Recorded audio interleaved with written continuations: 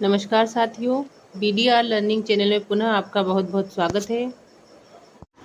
Bridge course सत्र 2025-26 अंतर्गत कक्षा 9वीं की हिंदी विषय की विद्यार्थी कार्य पुस्तिका में आज हम अध्याय 7 जिसका नाम है पंडित जसराज, जो कि एक साक्षात्कार यानी इंटरव्यू के फॉर्म में लिखा हुआ पाठ है। पंडित जसराज जो कि हमारे देश के प्रसिद्ध शास्त्रीय गायक थे और वो मेवाती घराने से संबंध रखते थे। उन्होंने देश विदेश में अपने गायन के माध्यम से हमारे भारत का नाम रोशन किया। आज उन्हीं के इंटरव्यू से संबंधित विभिन्न बिंदुओं को हम देखेंगे, इस पाठ में पढ़ेंगे और इसी संबंधित कार्यपत्रकों को हम हल करेंगे। आप ठीक प्रकार से इस पाठ को पढ़ लें। पंडित जसराज जी के इंटरव्यू के बारे में, उनके जीवन के बारे में यहाँ पर लिखा हुआ है। कार्यपत्रक 1 जिसमें कि श्रुत लेख दिया गया है, तो पाठ में आए हुए कठिन शब्दों को हम यहाँ पर लिखेंगे। पाठ में कुछ कठिन शब्द जैसे शास्त्रीय, रसराज, पद्मभूषण, नवाजा, शैतानिया, ताउम्र, मझले, स्टेज, दरअसल, तमाम, श्रोताओं, शुक्राना, अध्यात्म, इसमें थोड़े उर्दू शब्दों का उल्लेख हुआ है क्योंकि ये एक इंटरव्यू के फॉर्म में है। तो जब इंटरव्यू देते हैं तो सभी प्रकार के शब्दों का प्रयोग साक्षात्कार देने वाले व्यक्ति के द्वारा किया जाता है। तो हम इन शब्दों को लिखने के बाद कार्यपत्रक 2 देखेंगे, जिसमें निम्नलिखित वाक्यों में रेखांकित शब्दों का उपयुक्त पर्यायवाची शब्द विकल्पों में से चुनकर लिखिए। पर्यायवाची शब्द वे होते हैं जो किसी शब्द के समानार्थी होते हैं, जिनका अर्थ समान होता है। तो हमें प्रश्न दिया गया है विकल्प के रूप में, और जो अंडरलाइन यानी रेखांकित किया हुआ जो शब्द है उसी के पर्यायवाची हमको 4 विकल्पों में से ढूंढना है। जैसे पहला है, अचानक चारों ओर आग प्रज्वलित हो गई। हमें आग शब्द का पर्यायवाची ढूंढना है। तो क में दिया है शोभा, ख अग्नि, ग समीर और घ चिंगारी। तो आग का इसमें से सबसे उपयुक्त पर्यायवाची होगा अग्नि। दूसरा है, उसके नेत्र में छोटा सा तिनका चला गया। यहाँ पर नेत्र यानी कि आँख का पर्यायवाची ढूंढना है। अलक, कनक, नयन या हस्त। तो नेत्र को नयन भी कहा जाता है, आँख भी कहा जाता है, चक्षु कहा जाता है, लोचन कहा जाता है। यहाँ पर नयन दिया हुआ है इसका पर्यायवाची, तो हम नयन पर गोला लगाएंगे, टिक लगाएंगे। थर्ड है, उसका मन आनंद से भरा हुआ था। आनंद शब्द का पर्यायवाची होगा अलंकार, अपूर्व, अभिमान या उल्लास। तो अलंकार तो आभूषण को कहा जाता है, अपूर्व यानी जो पहले नहीं हुआ, और अभिमान अहंकार को कहा जाता है, और उल्लास आनंद का पर्यायवाची होगा। हर्ष, उल्लास, आनंद ये सब समानार्थी शब्द हैं। चौथा प्रश्न है, हमें ईश्वर का धन्यवाद करना चाहिए। यहाँ पर ईश्वर का पर्यायवाची ढूंढना है। तो गणेश, महादेव, अनंग, परमात्मा, इन चारों में से परमात्मा जो है वो ईश्वर का पर्यायवाची है। ईश्वर जिसे हम भगवान भी कहते हैं, परमात्मा कहते हैं, सर्वे सर्वा हम कहा जाता है। पांचवा है, वह नदी के किनारे घूम रहा था। यहाँ पर हमें किनारे का पर्यायवाची ढूंढना है। तो तीर, कतार, बाण या वसुंधरा। तो यहाँ पर तीर किनारे को कहा जाता है, तट, तीर, किनारा, ये सब पर्यायवाची शब्द हैं। छठा है, क्या कुछ याद आता है। याद का पर्यायवाची लिखना है। स्मरण, स्मृति, स्मरण शक्ति या याददाश्त। तो याद को स्मरण कहा जाता है। क्या कुछ स्मरण होता है, क्या कुछ स्मरण, जबकि स्मृति जो है वो याददाश्त तो कहा जाता है। स्मरण शक्ति जो है, जो याद रखने की शक्ति को कहा जाता है। याददाश्त और स्मृति एक दूसरे के पर्यायवाची है। यहाँ पर याद का पर्यायवाची थे, तो याद का पर्यायवाची होगा स्मरण। सातवां है, छोटी उम्र में वह बहुत शैतानी करता था। उम्र का पर्यायवाची होगा आयु। आज भी उन्हें सम्मान से याद किया जाता है। सम्मान का पर्यायवाची होगा यहाँ पर आदर। कार्यपत्रक 3 में समान अर्थ प्रकट करने वाले शब्द युग्मों का अपने सरल शब्दों में प्रयोग करते हुए लिखिए। जैसे अस्त्र, शस्त्र।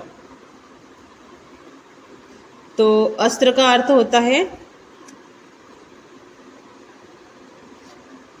हथियार जो फेंक कर चलाया जाए, जैसे भाला, और शस्त्र का अर्थ होता है हथियार जो हाथ में लेकर चलाया जाता है, जैसे तलवार। ऐसे ही यहाँ पर दिया हुआ है अगम।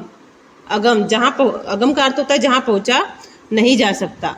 तो आप इसका वाक्य में प्रयोग कर सकते हैं कि हिमालय एक अगम स्थान है। दूसरा है दुर्गम, जहाँ पहुँचना कठिन है, जैसे पहाड़। तो आप लिख सकते हैं कि वो झरना दुर्गम स्थान पर स्थित है। यहाँ पर हमने अर्थ लिखा है, वाक्यों में प्रयोग आप अपने अनुसार कर लीजिए। इसका अर्थ जब आप समझ लेंगे तो आप आसानी से वाक्यों में प्रयोग कर पाएंगे, और अब तक आप वाक्यों में प्रयोग करना सीख भी चुके होंगे। दूसरा है ईर्ष्या यानी कि जलन का भाव। राम को श्याम से ईर्ष्या है। द्वेष यानी कि शत्रुता का भाव। तो राधा वंदना से द्वेष रखती है। तीसरा है कार्य, कार्य जो काम हम करते हैं वो। सुबह का कार्य राहुल के द्वारा किया गया। दूसरा है कर्तव्य, कर्तव्य उसे कहते हैं जो काम हमें करना ही चाहिए। स्नेहा का कर्तव्य है कि वो अपने माता पिता की सेवा करे। इस प्रकार आप वाक्य बना सकते हैं। आज्ञा, आज्ञा का अर्थ होता है आदेश देना, यानी कि आप लिख सकते हैं इसमें पिताजी हमें आज्ञा दीजिए। अनुमति, काम की स्वीकृति देना, यानी कि किसी के द्वारा हमारे काम को स्वीकृत करना। पिताजी हमें यह कार्य करने की अनुमति दीजिए। अभिमान, अभिमान का अर्थ होता है स्वयं को श्रेष्ठ समझना। गीता को अभिमान है कि उसे संगीत आता है। अहंकार, अहंकार और अभिमान में इतना अंतर है कि अभिमान में स्वयं को श्रेष्ठ समझा जाता है और अहंकार में केवल स्वयं को ही श्रेष्ठ समझा जाता है। तो अहंकार में हम लिख देंगे कि शीतल को अपने सुंदर होने का अहंकार है। छठा है नमस्ते।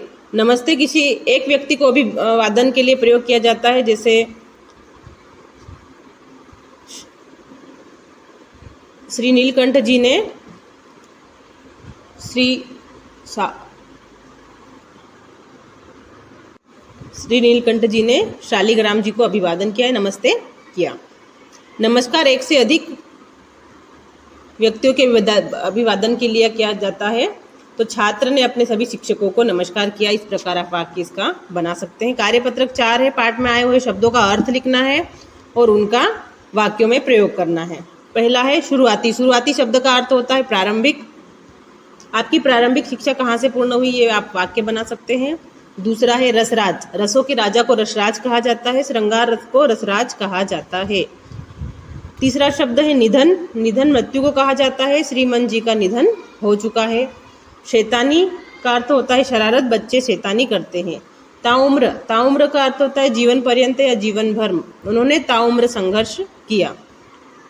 कामकाज का अर्थ होता है गतिविधि या कार्य, सभी अपने अपने कामकाज करने लगे।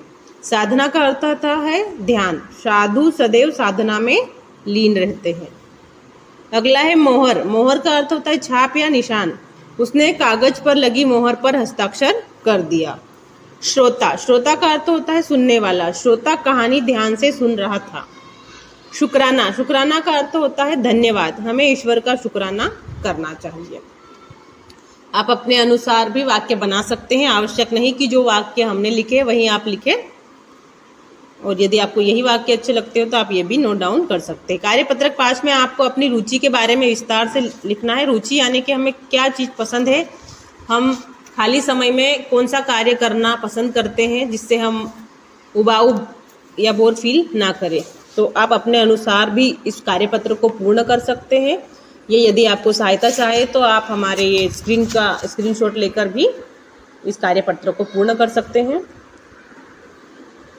हर व्यक्ति के अंदर कोई ना कोई रुचि होती है। व्यक्ति अपने खाली समय में अपनी रुचि का काम करना पसंद करता है, जिसे उसे तनाव भरे समय में शांति और सुकून मिले।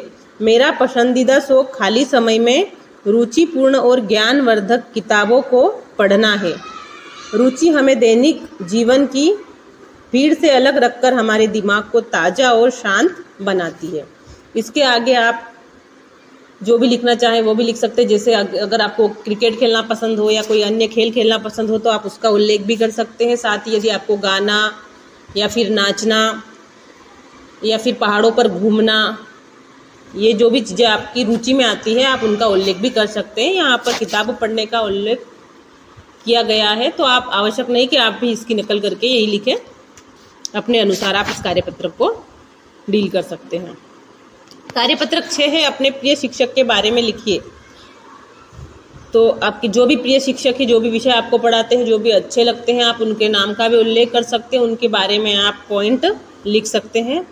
यहाँ पर लिखा गया है, मेरे प्रिय शिक्षक हमेशा हमें कठिन विषयों को सरल तरीके से समझाते हैं, उनका हंसमुख स्वभाव हमें प्रेरित करता है, वे हमें न केवल पढ़ाई बल्कि जीवन के महत्वपूर्ण पाठ भी सिखाते हैं, वे हमें कक्षा में अनुशासन बनाए रखने हेतु अच्छे से सीखने का अवसर देते हैं, वे हमारी गलतियों को सुधारने में मदद करते हैं और हमें बेहतर बनाने के लिए प्रेरित करते हैं। आपके शिक्षक, आपके प्रिय शिक्षक में जो भी गुण है, जो भी बातें आपको उनके बारे में अच्छी लगती है, आप उन्हें भी पॉइंट में बनाकर लिख सकते हैं। दोस्तों, यदि वीडियो आपको अच्छा लगा हो तो वीडियो को आप लाइक कीजिएगा और अपने सभी दोस्तों तक वीडियो को शेयर कीजिएगा। चैनल पर नए हैं तो चैनल को सब्सक्राइब कर लीजिएगा।